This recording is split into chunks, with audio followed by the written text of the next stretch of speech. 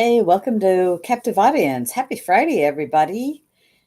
It's been a beautiful day over here in Northeast Oregon, and I want to remind everybody, we're just going to start it off right away.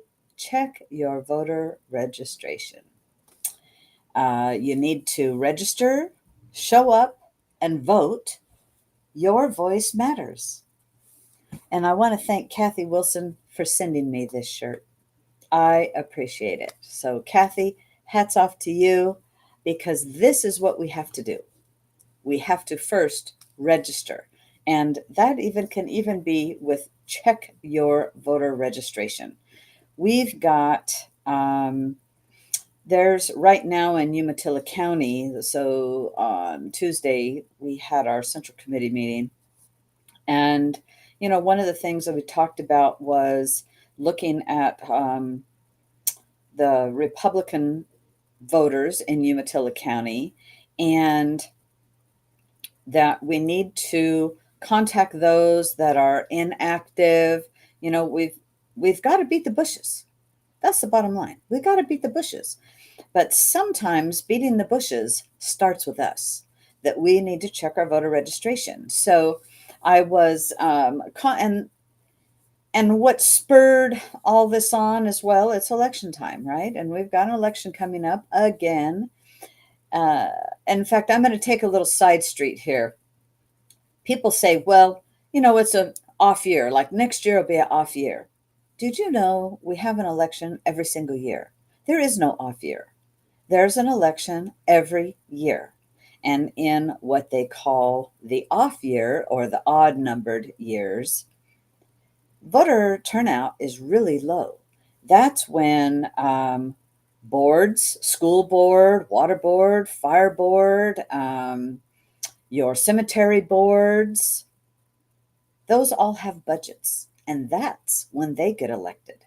So it is important to pay attention every single year to what's on the ballot. But this year, as we know, we've got to save a nation.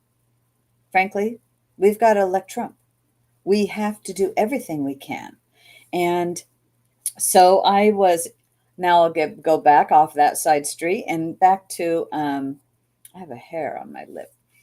There was people that during our fair, had signed up to be, get the emails from Umatilla County Republicans. And so I was going through that and I'm looking up the people that had signed up to, frankly, I want to see if they're Republicans before I add them into our email address. Well, this fellow, I'm not going to mention anybody's names, but this fellow that I talked to last night, I called him up and I go, hey, you signed up on the list and it shows that you are unaffiliated voter. And he said, what? And I said, yeah. So we went on to the Secretary of State's website. He trusted me enough to let me, do that, for help him with that.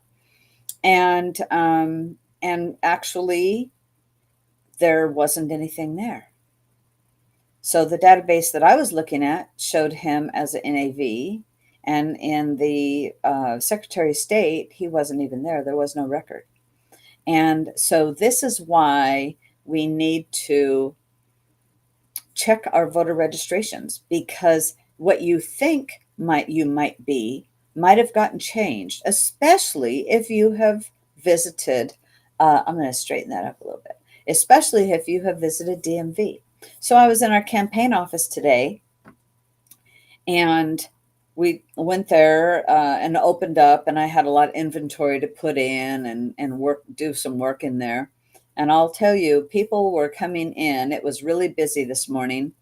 And one of the first people that came in, she had her voter registration card that shows she was a registered Republican and has not moved, has not anything. And she said, I would like you to check my voter registration. I said, well, sure.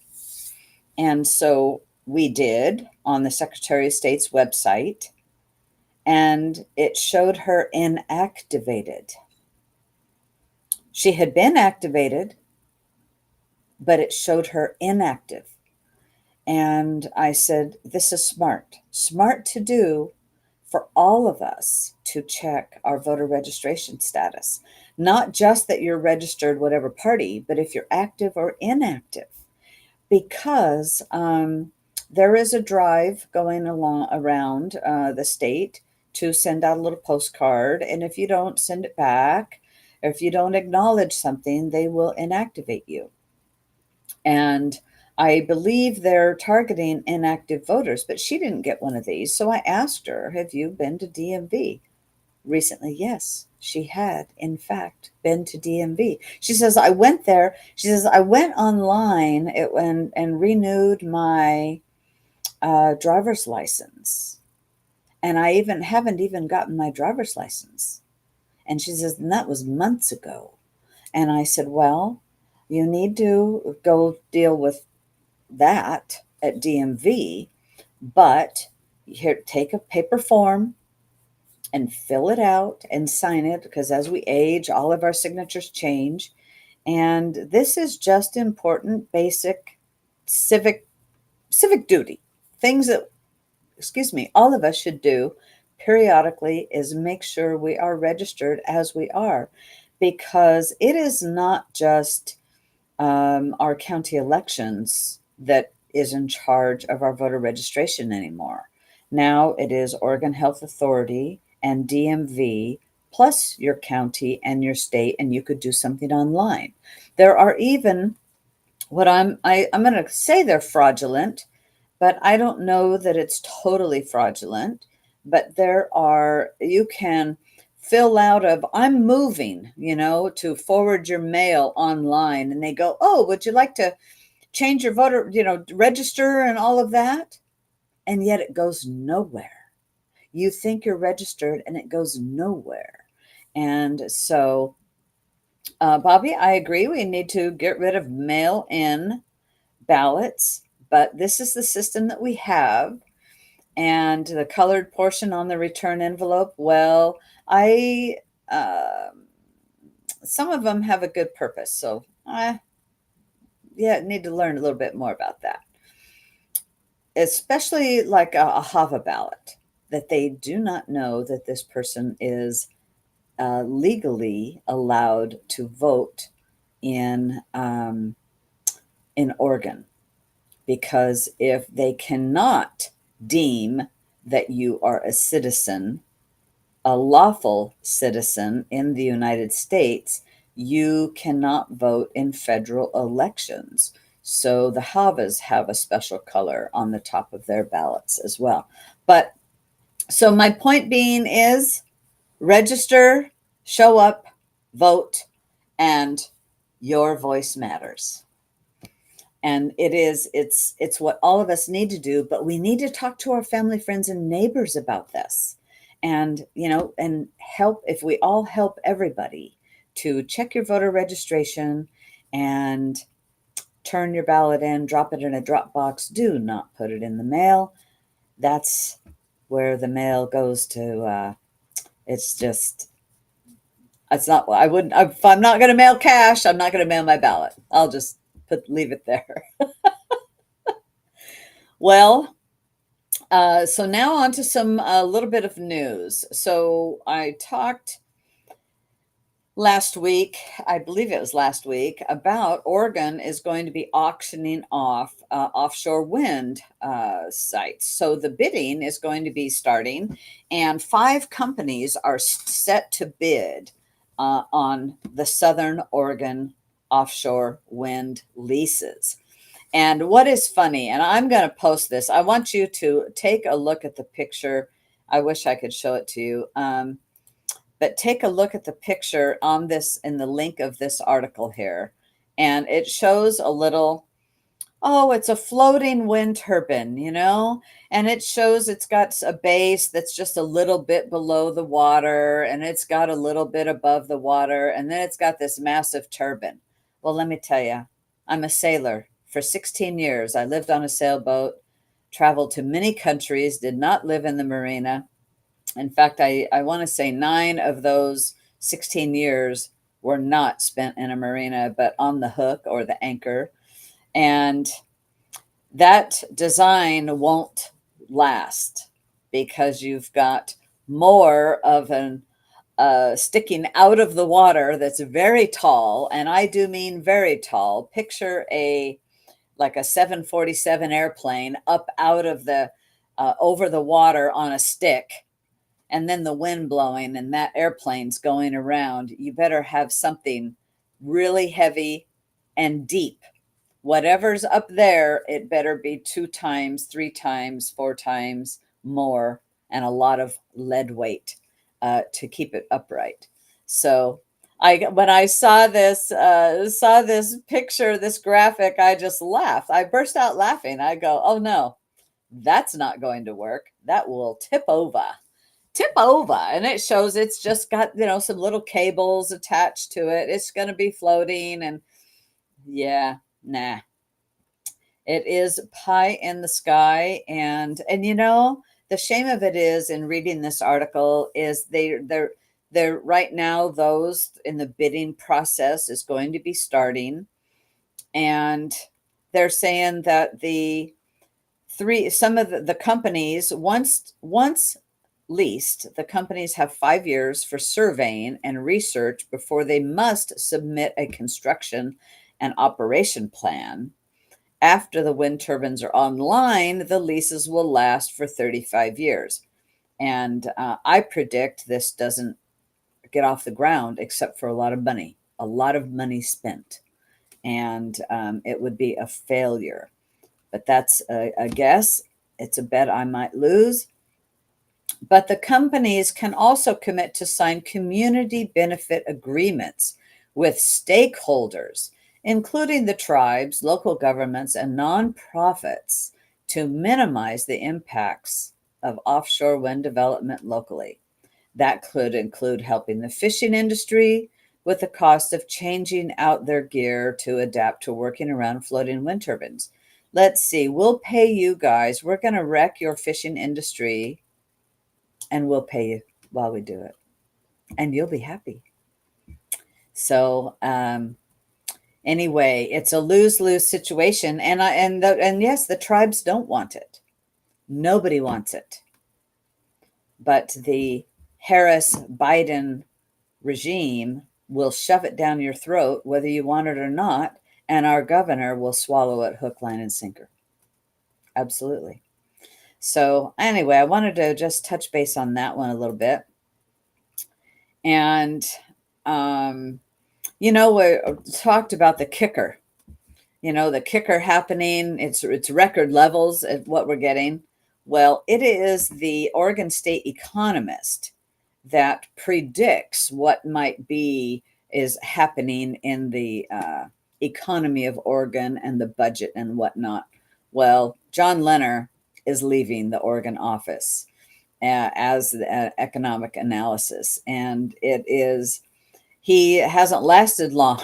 It's too bad. He hasn't lasted long, and because it's a tough job, and they're bringing a fellow from the stock market. Actually, they're bringing in, but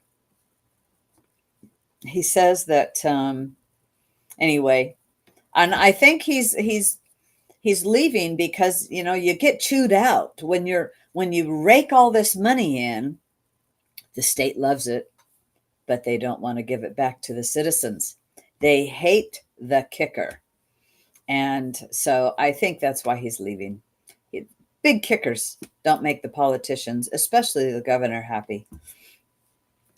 Well, there is a story out of Coin that, if you haven't heard, the U.S. Bank is pulling out. Okay, is it good or bad about John? Well, I would say he might have done a good job for the citizens of Oregon, but the politicians and the governor are not happy because they don't want to. So I don't know. We'll see. We'll see. The U.S. Bank is leaving their multi-story big pink tower after more than 40 years in downtown Portland. They're going adios. Their employees are going to be working in other areas in Oregon, but there it is an exodus from the building. And Mayor Ted Wheeler didn't even provide a statement himself, but the Office of Communications released a statement. And I think it's a real sign of a downtown. We know what Portland has been looking like. They've tried to, we're going to clean up all the graffiti, and whammo, it's back after they shut down the highway, clean up a bunch of graffiti, give it a week. Looks like they didn't do anything. But it's really sad that Portland's bank, U.S. Bank, which is a bank I used to bank with. I left them long ago. I didn't like their business practices, but that's just me personally and my own personal experience with them. So they're leaving this big, tall building and going to be spreading out throughout the state in other areas. I don't remember where they said they were going. But when you have to deal with the homelessness and there's just less foot traffic, people don't want to be down there. There's nothing. People avoid downtown Portland at like any cost. So that's not a good thing. We have a little good news here, and this is, we touched on this, I think on Wednesday, that 16 Oregon County clerks raised concern about the proposed ranked choice voting ballot measure. And I am so, so, so glad. I did inquire with our county clerk, and actually I talked to one of the county commissioners, and this is interesting. So the county clerks, some county clerks are elected and some are appointed. So Umatilla County is a home rule charter county, and our county clerk is appointed by the county commissioners. It is only the elected, this is what I was told, it is only the elected county clerks that are raising this concern. Wow, I thought that was really interesting. Why wouldn't anybody? Why wouldn't all of them? So I don't have an answer to that question, but I thought that was interesting. I don't know what that makes. Let's see, they're elected by the people, so they feel they have more of a voice of the people. I don't really know. But they have launched a campaign to educate voters and raise concerns about the statewide measure, and it's that's going to be on the ballot, and that is Measure 116. Measure 116 is, no, I'm sorry, 117. Measure one. I have my cheat sheet right here. This is our recommendation for the voters, and that's what I was looking at. For Umatilla County. And so we have our recommendation for all the statewide ballot measures. And so 117 is ranked choice voting, and 118 is that awful Oregon corporate tax. So I'm really glad. We need a lot more fight and a lot more vocal about ranked choice voting. This would be a disaster, an absolute disaster it will cost so much money. And it is not one vote, one voice, and the majority wins. It is not. It's somebody's going to win that got very few actual votes, that people actually voted for them. And it's just a disaster. So we don't want to do that at all if we can avoid it. And speaking of elections, we have Sam Adams. He is the former Portland mayor, and he's running for a seat to be a Multnomah County commissioner. And he missed being in the voters pamphlet. He missed the deadline. Well, I'll tell you, if you're going to run for county commissioner and you miss a deadline, I don't know that you're qualified to run for county commissioner. And that might sound a little bit harsh, but I'll tell you, you to be a county commissioner, you better be accountable, and you have to meet deadlines. You can't rely on somebody else. And I don't know why he missed it. I don't know him at all, but it tells me if you miss a voter pamphlet deadline, you're not worthy of the vote. That's my opinion. Well, things are not looking good for a good old Bidenomics or Harrisonomics. It is the August jobs report is bad. July's decline is far worse than reported, and July and August is bad. So our unemployment rate I saw this morning, or in July, was 4.3%, which is the highest level since October of 2021. And it says that the unemployment rate dipped just slightly to 4.2%. But it's bad. In June, employers added only 118,000 jobs, down from the initial reported of 179,000. Let's see, that's going down. Meanwhile, July's already weak growth of 114,000 was lowered further to only 89,000 jobs in July were made. This is bad. This is really bad. And it's so our economy is in trouble. If you don't know it, you see what's going on in, at the grocery store, and people are hurting. They are hurting. And we've got more credit card debt in our nation right now. People that can't afford it, they're living on their credit cards, and that's not a good deal. Yeah, Trump's not on the voter pamphlet, but you know what? He doesn't need to be on the voter pamphlet. I would say, why spend the money to do that here in Oregon? I don't know. I don't have an answer for that. I don't have an answer for that. Why he's not on it, So, yeah, our economy absolutely sucks. And it sucks so much so that even the dollar store chains are seeing a pullback in spending as higher prices are squeezing more consumers.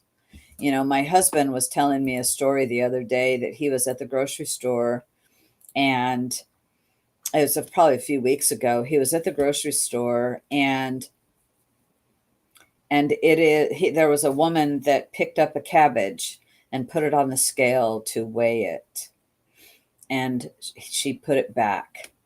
And my husband asked her, is there something the matter there? And she says, that cabbage is $5. It ought to be 50 cents, and how sad is that? How sad is that?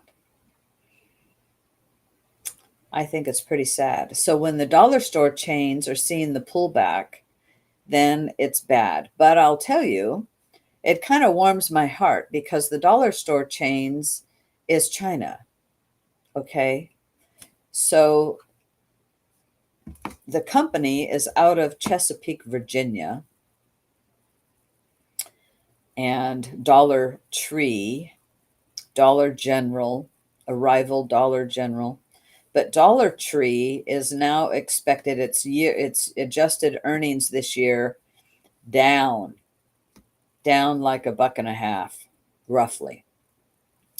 And the company, the Dollar Tree is out of Chesapeake, Virginia, is projected annual sales in a range of 30.6 billion, down from 31 billion to 32 billion.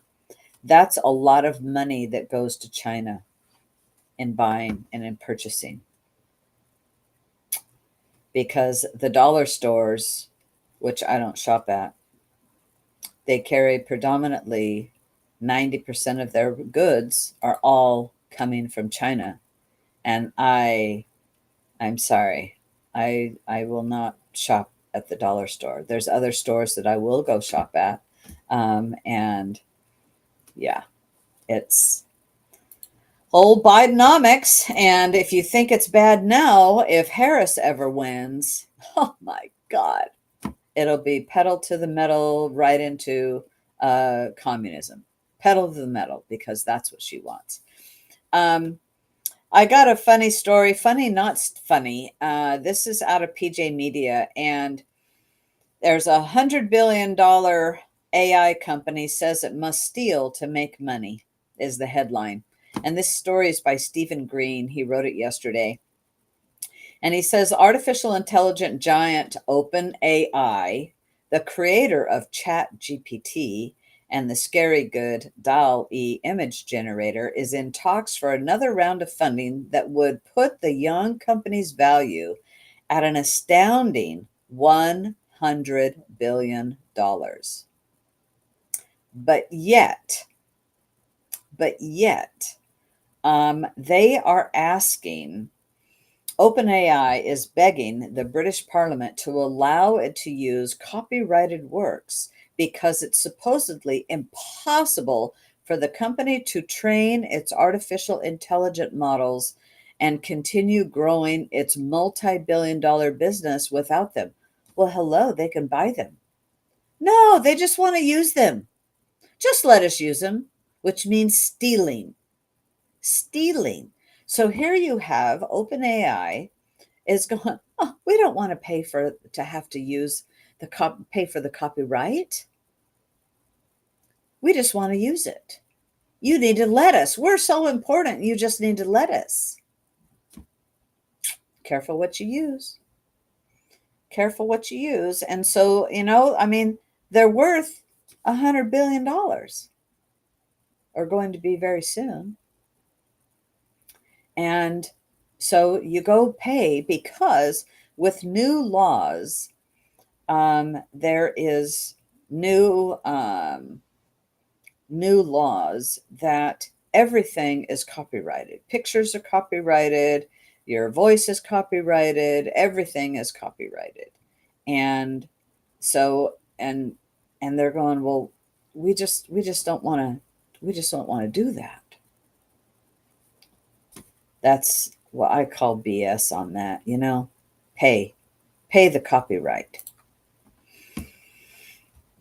Well, I'm going to chat just a little about this school shooter in Georgia. That's such a tragic tragedy that happened. And the story in Town Hall says that the suspected Georgia school shooter was reportedly angry over trans acceptance. And this was written by Mia Cathell today, published today at about 2:00. And apparently this was,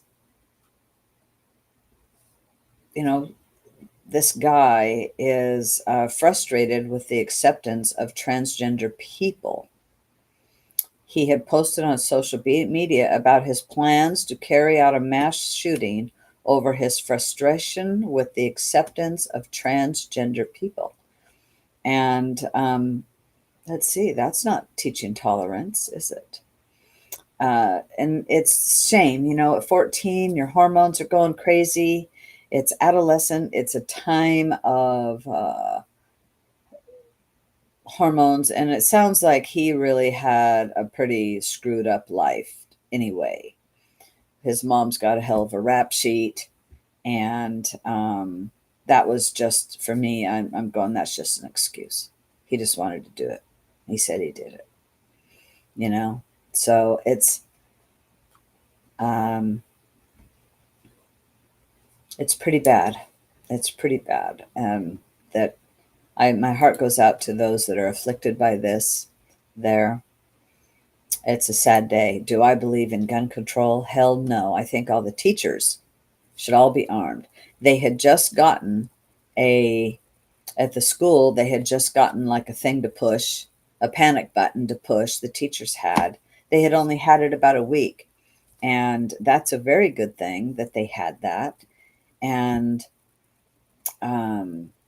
they used it. Many of the teachers pushed their panic button the minute they heard the shooting. And yeah, the dad got arrested and charged. I have mixed feelings about that, because are we to be responsible for the actions of others? But he did buy the gun. And had he not bought the gun for him, because, then there you are. And if you have a kid who, I guess the FBI had looked at him at 13, a gun is not the answer for a screwed up kid, quite frankly. And it sounds like they didn't live together, and the dad should have had, the kid shouldn't have had easy access to it. Was it his house? I don't know. There's things I don't know about the case, but it's a tragedy either way. And now his dad is caught up in this, not of his doing, but he's caught up in this. And he seemed to be from what I've seen, he seemed to be the stable one, whereas mom was an absolute wreck. So bad situation. Did you hear that Tim Walz's family members all endorsed Trump in a viral photo? I think it's so good. I think it is so good. The Walz family supports Trump. This is great. Then there's a story about college professors are backing Trump. A group of university professors, this is from PJ Media. It was Lincoln Brown who wrote this today. A group of university professors are circulating a petition and a statement among their colleagues to support the Republican ticket in the upcoming presidential election. The project is titled Lesser Evil. These professors are not MAGA-hatted hardcore conservatives, but citing Adam Smith, they have reached the logical conclusion that fundamental freedoms will be better preserved under a Republican administration than a Democrat one. The project is the brainchild of Daniel Klein, a professor at George Mason University, and Daniel Mahoney, professor emeritus of political science at Assumption University. And kudos to them. I think it's brilliant because, it's not, you don't have to be a MAGA hatter, as he said. I like that term. You don't have to be, it's about policy. It's about policy and what is best for the nation. It is not about personality, but the media would have you think this is about personality. And, oh, it's a woman and this color or that color and that tall or that short, fat or skinny. No, it's about qualifications. It's the merits, the qualification to do the dang job for our country. So, I think it's so good. When I saw this, I just went, oh, this is wonderful. So this is what they're working on.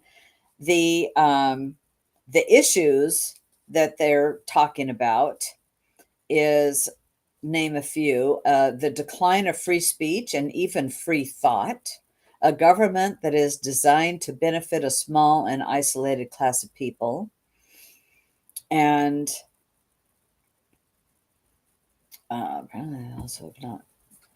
a government that has grown beyond any reasonable size and is only getting bigger, a ruling class that withholds information, whether it involves a president's son or a pandemic, the threat of increasing taxes combined with high prices and a scarcity of goods, a government that cannot manage its affairs with the country's enemies, U.S. citizens becoming smaller and smaller as governments, local, state, and federal, contort themselves into all sorts of positions to accommodate illegal aliens.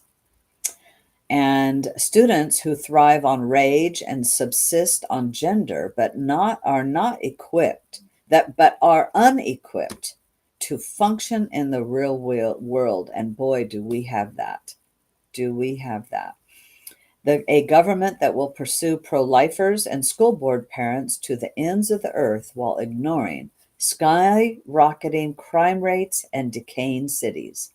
So I'm going to tell you, the Republicans might not be perfect. In fact, I can tell you they're not, but they're the best thing we have going in our nation. And the best person to straighten our nation out and keep our freedoms is Trump. Absolutely. Absolutely, it is Trump. And so I'll tell you, I thought that was just such a good story. Hey, this is kind of funny. Funny. This is no, not this one. I have another one. Good news. I'm on to some of the good news stories right now. A California, a California former Democrat Senate leader flips red. Another one. I don't know. Is that like 5 or 10? There's a whole bunch, right? So,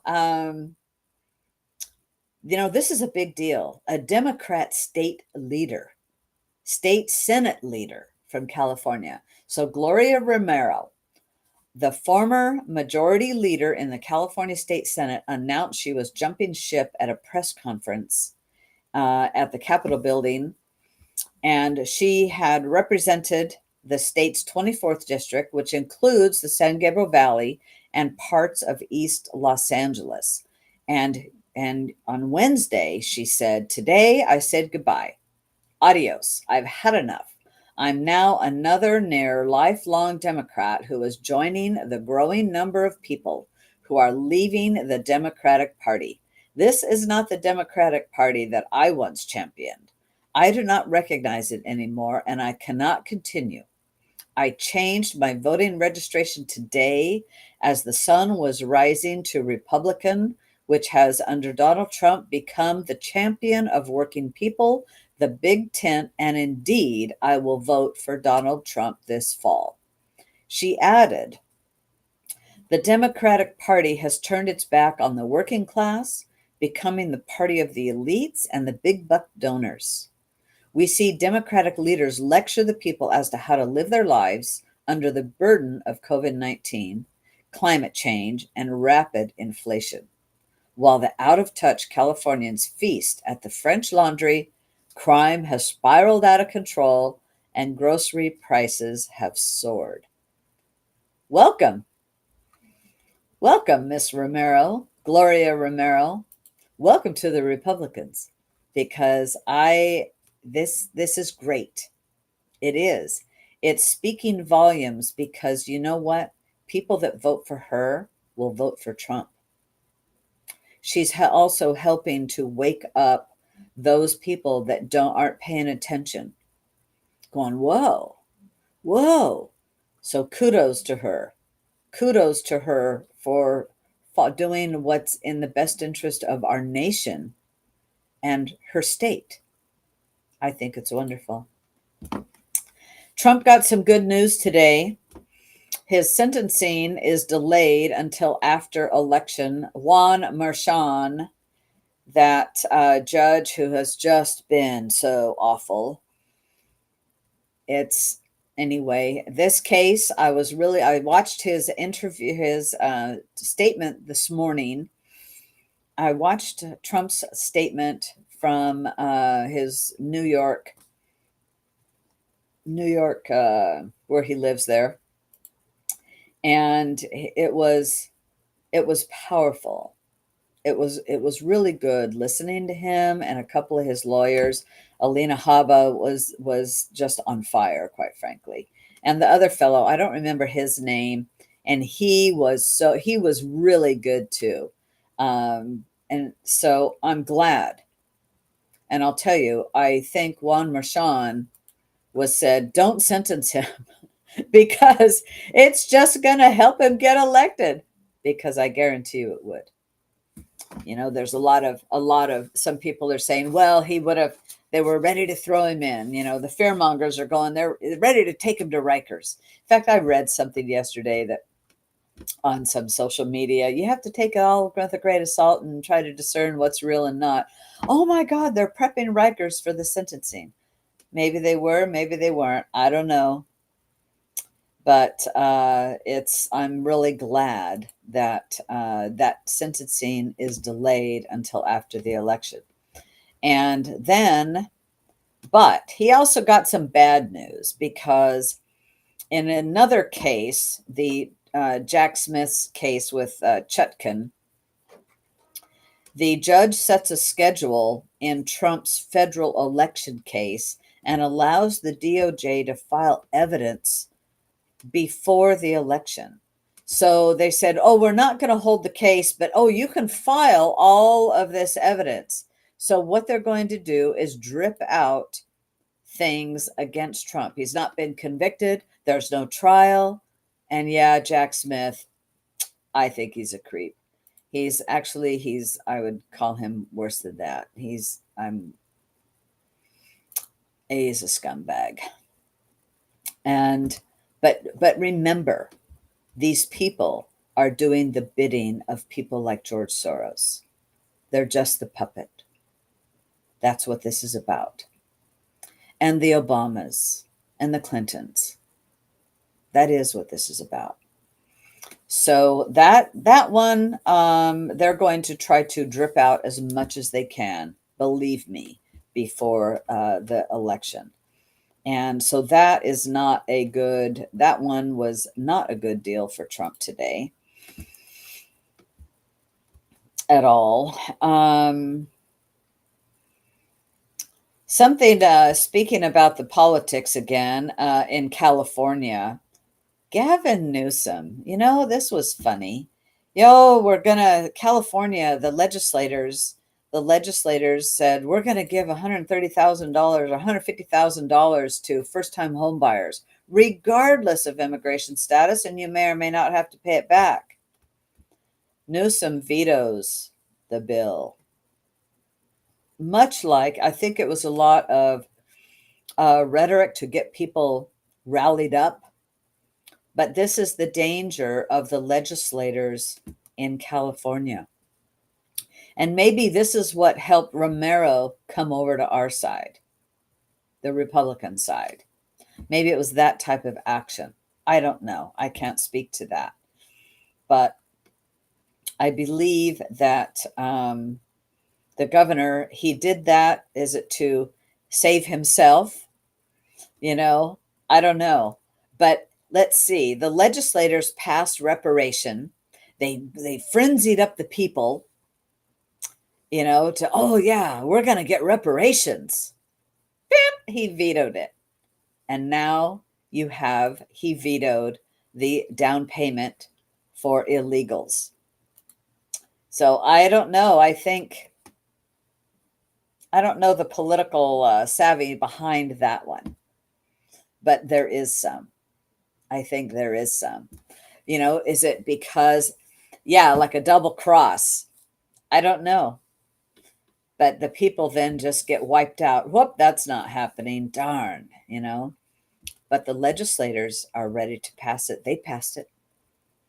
Then they went to the governor's desk, and the governor says, "No, we're not going to do that." Interesting. Very, very, very interesting.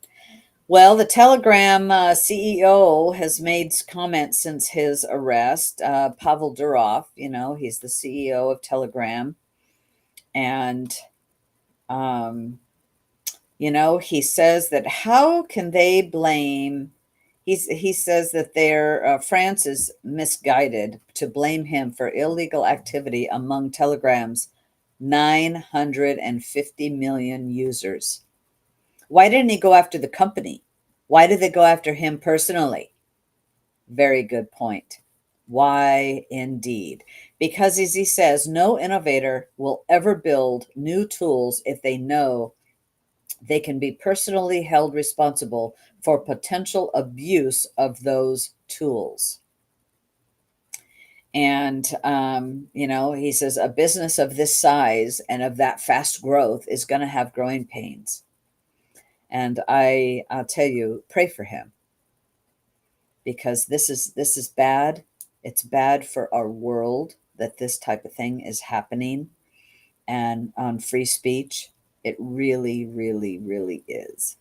So I I hope he gets out, and they go after the company. Don't go after the person who's behind it. This is just unprecedented, this type of thing. And Elon Musk, he's been banned in Brazil. And going back to Telegram, though, when Russia demanded we hand over encryption keys to enable surveillance, they refused, and Telegram got banned in Russia. That's okay. You know, you just leave that part of the work. That's okay. You just say, I'm not going to do it. We're not going to do that, and we're not going to do business there. Not a problem. And so I don't know what's going to happen with this arrest in France. This is bad. I believe it is. We'll have to see what happens. Well, some other good news that I found interesting today is that, Lynette says Rumble's also banned in Brazil. I didn't know that. I didn't know that. So, this is a story from the Epic Times, and this was on Wednesday. I didn't see this until today.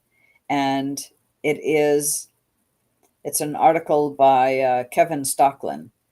Amid public and shareholder backlash, some major corporations drop the DEI policies. And so since 2021, companies have been notified by shareholders that their DEI programs constitute illegal discrimination and a breach of fiduciary duty. That is it, 100%. If you are the CEO of a company and you're not doing your fiduciary, taking care of the business or the board, and it is illegal discrimination, DEI, and those in government that think you can continue doing this is discrimination. So, as Ford took steps last week to distance itself from the DEI movement that has swept the corporate world in recent years, it became just one of a number of companies that are rethinking their commitments to race-based ideology. So, hooray for Ford. So, apparently on August 28th, the CEO said he's mindful that the employees and customers hold a wide range of beliefs and that the company is taking a fresh look at its DEI program. So let's see. We had Tractor Supply, John Deere, Harley Davidson, Polaris, Indian Motorcycles, Lowe's, and most recently Molson Coors and Ford, among others. We're winning. Keep the pressure up. That's the bottom line. Keep the pressure up. Hey, did you hear that Jelly Roll performed at the Oregon State Prison? Yeah, he did. I heard about this the other day, and and truthfully, until this is, I have this might be bad. But until the RNC convention, I didn't even know who Jelly Roll was. Okay. I had no idea. As I've looked at this guy and I go, okay, who's that? Country star Jelly Roll. And I think it's cool. It was actually, he did that Tuesday. It was the social media post. The country singer stated Tuesday was the first time the prison reportedly allowed live music on the yard in 20 years.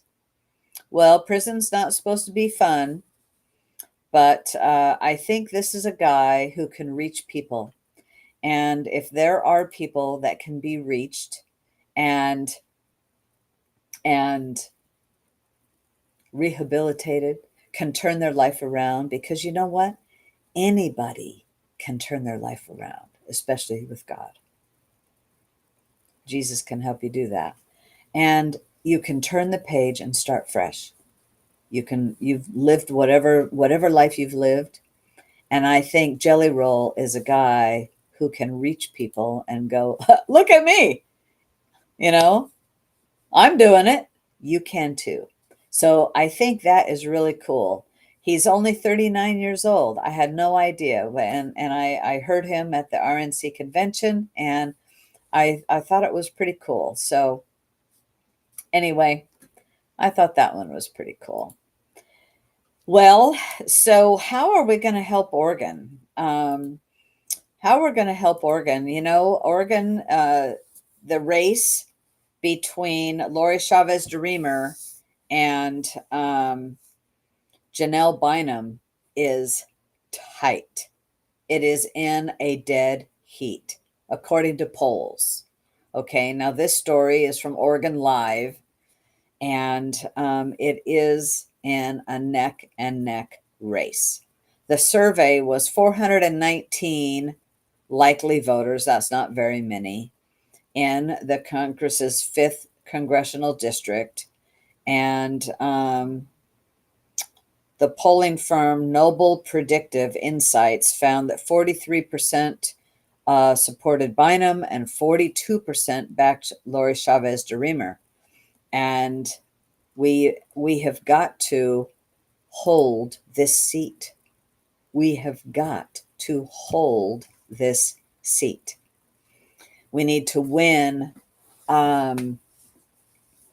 with Monique Despain and hold this seat. I'll tell you. So we need to do everything we can. Again, we need to register, show up, and vote. Your voice matters. Not trying to show you my tits or anything. It's the dang shirt, you guys, really. And I thank you again, Kathy Wilson, for getting me this shirt. But that's what we have to do, okay? And we need to do everything we can via money, knock doors, talk to people, and but we need to help win the seats that we can win, and hold the seats that we can. You know, it's talk to your family, friends, and neighbors about registering. And I don't know where you get this shirt. This was given to me. It arrived at my house in the mail from a girlfriend of mine who's also one of our precinct committee people. Well, get it, Kathy. Thank you, Kathy. I'm wearing your shirt. And I was getting ready tonight and tomorrow. I'm going to wear it for the parade tomorrow, where the dress up parade in Pendleton. The roundup is getting started. Everybody stop by our booth at the Dairy Queen parking lot. We're going to be there. I only have one of these, so I'm gonna be wearing it in the parade, and I will wear it there. Yes, we need Will Lathrop for Attorney General. Thank you, Lynette. And we need Dennis Linthicum for Secretary of State. We have got to win these races. And what it means is we have to do everything we can to help people vote, get their ballot turned in. And Kathy's calling me right now. Sorry, Kathy, I can't take your call. I love it. But but we have to get every Republican to turn their ballot in. And whether they're Republican or not, you know, if you've got some conservative friends, we need to ask people to check their voter registration and put their ballot in the drop box.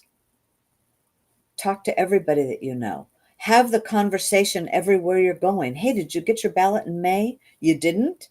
Well, you know, maybe you better check your voter registration. Ask them, you know, do you need some information? How can I help you get information and help educate people about the ballot measures and the candidates? This is what we have to do to win our state and help save our nation, because we need every congressional seat we can get. Forget the Senate. We don't have that in Oregon. Okay, forget it. It'd be nice, but not yet. But as David Darnell always said, We have to get more Republican registered to vote in the state of Oregon. It's all about having more, that we outnumber them.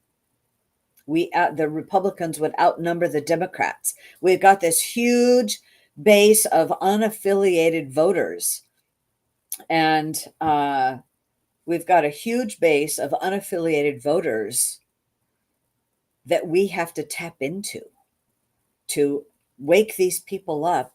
And it's that dang massive, motor voter registration. So please, please, please, please. And so when you check your voter registration, check that you're with the party that you want and you are active, because some people just go, oh yeah, I'm a Republican, I'm good. But you could be inactive. So it must say active in the state of Oregon. And we just have to do that. Okay. Okay. Everybody, have a super weekend. If you are in Pendleton during Roundup, stop by our booth. I'm going to be there like all the time. And say hi. I'd love to chat to you. And we're going to have fun. The weather's going to be a little cooler. It's going to cool off. This weekend's hot. And then it's going to cool off. So thanks, everybody. Share the message. Share this episode. Okay. We're on X, Facebook,